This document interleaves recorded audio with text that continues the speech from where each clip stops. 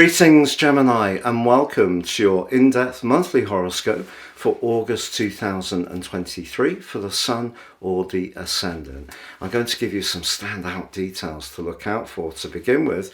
Please stay with me. I will then explore in much greater detail all the ins and outs and timings particularly relevant to your sign.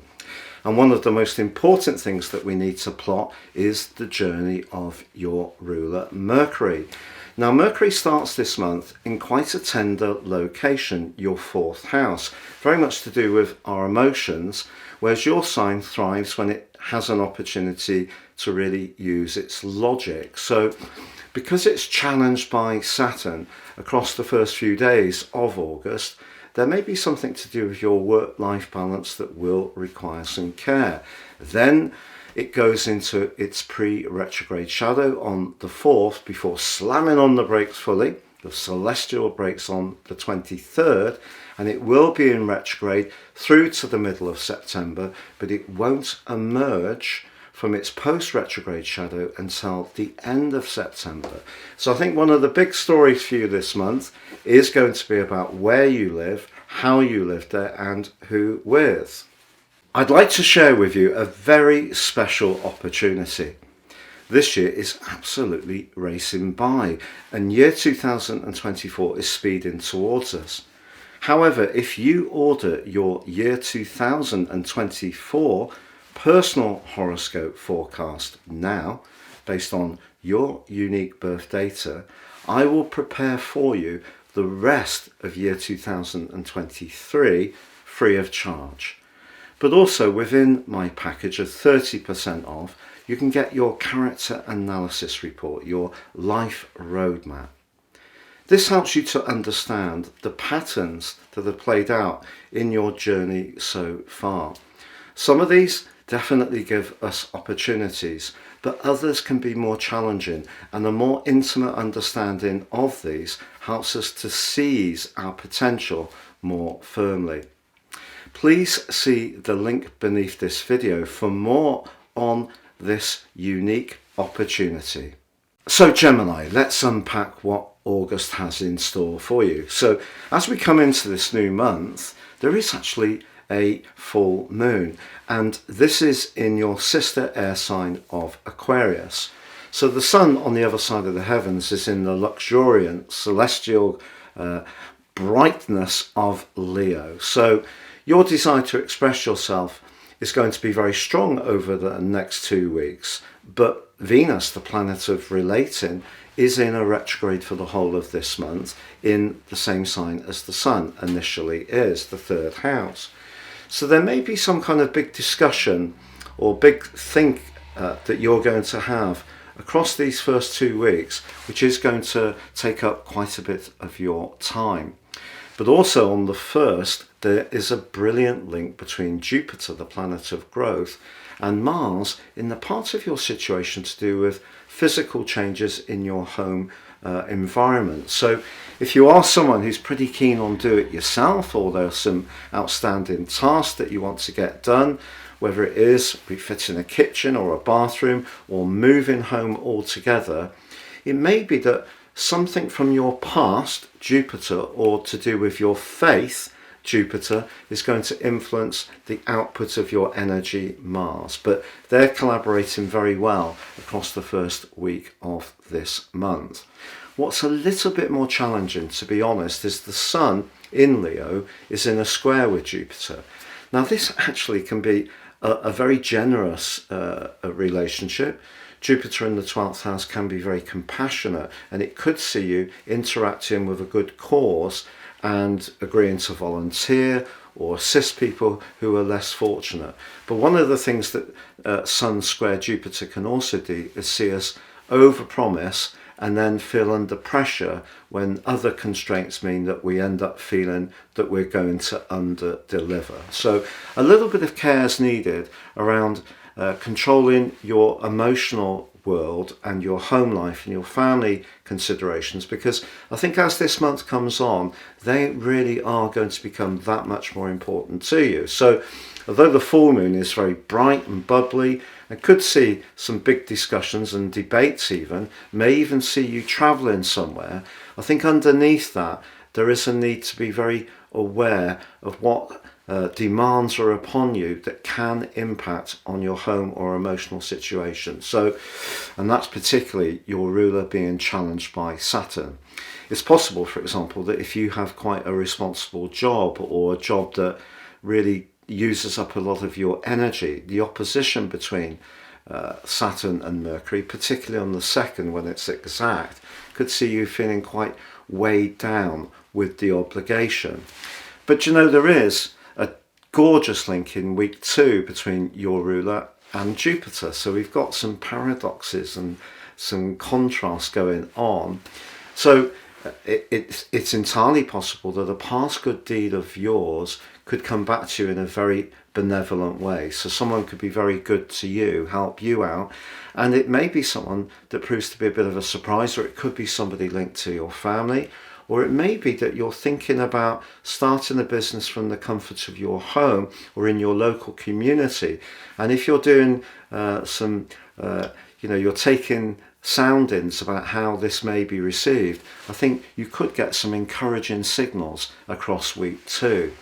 But from the 11th through to the 14th, the Sun and Venus are getting ever closer together. And then on the 13th, they come into an exact conjunction. This is known in traditional astrology as a cazimi.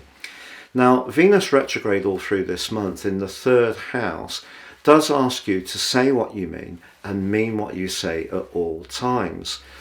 Now, because of the very quick-witted part of your nature, and because you can flex and relate to different people in different ways, to others that can seem a little bit changeable. And so Venus, because it's very much about relating, but also about money, but it can also be about how we present ourselves. You don't want to be seen as being superficial, to be frank.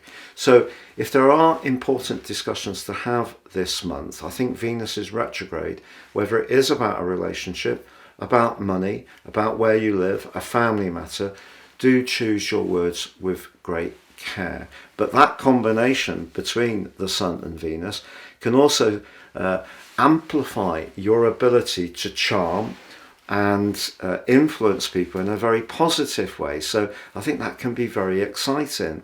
But on the 16th, we do have a new moon. And ordinarily, Gemini, this would supercharge your communicational skills, which are often very dynamic, in the following month. And they can be supercharged this year, but just be conscious that Uranus is squaring up to the new moon. So I wouldn't rush any important discussions, and just be aware that there may be someone around you who could spring a surprise on you. Uranus in the 12th house, but the way they put their point of view across could be quite startling in a way.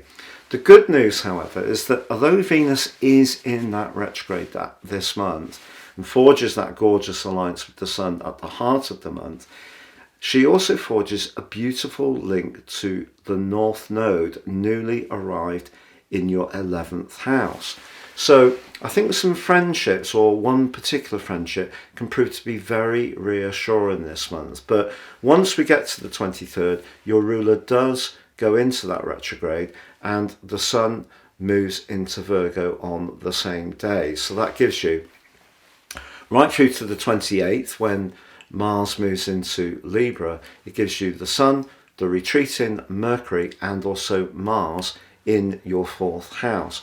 So if there is something you need to push over the line with a home improvement or change, redecoration, family gathering, launching an enterprise from the comfort of your abode, or resetting your emotional outlook, this is going to be a really important time. But Mercury retrograde, of course, has a reputation of causing glitches and delays, which is possible, but also I think it is an opportunity to reset, recalibrate, rethink, realigned. So anything around your home and emotional needs, if they have been neglected, because you are such a powerful communicator and you're networking and linking with others for fun, I think really what this Mercury retrograde is asking you to do is to draw in a little bit and just focus on what's truly important to you. But that move of Mars on the 28th is lovely because it moves into your 5th house, and this is very much about joys. Mars is about desire, and I think you're going to be emanating in the last few days of this month a really much more enhanced sex appeal. So if you are single and you would like to meet someone, then Mars is going to help you in the following 6 weeks. And then on the 28th, Uranus, the planet of surprises and higher truths, goes into a retrograde, joining up with Mercury, joining up with Saturn, joining up with Neptune and Pluto. We still have Jupiter set to go retrograde, but that's next month in September. Now this is going to go on through to the 27th of January next year. What Uranus has been doing for Gemini folk is stirring things up around the psychological component of your situation. If you're someone who's very integrated and very much aligned with personal development, Uranus will have had a much less noticeable impact. It may have actually seen you checking out some more unusual ways of healing, learning, perhaps more spiritual pursuits have become more important to you, perhaps even in a surprising way to you. So Uranus going retrograde is going to ask you about your freedom, but particularly about where you're very sacrificing to others, and that has a more negative impact on your energy. So, you know, if you have got quite a few people that you're supporting in some kind of way, Uranus is just saying, that's lovely, that's good, that's very noble, but do balance it against your own needs. Now the 31st sees the blue moon, the second full moon of this month, but it is going to be conjunct Saturn in the part of your situation to do with your work.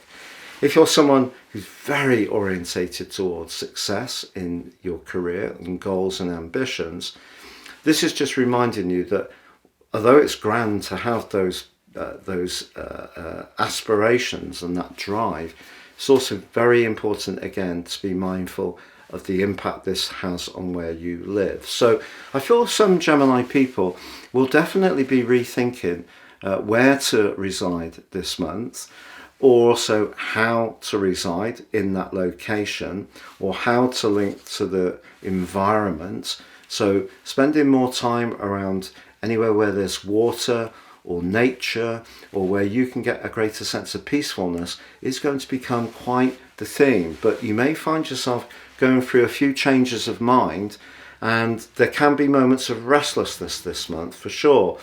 But I do feel that Mercury retrograde will eventually take you to where you need to be. So I think by the end of September, you will have decoded the journey that you're on and be much more certain about where you can feel comfort, where you can feel nurtured, where you can feel secure, and where you can thrive. It's been a real pleasure being with you, Gemini. Thank you so much for joining me. Please like, comment, share, or subscribe.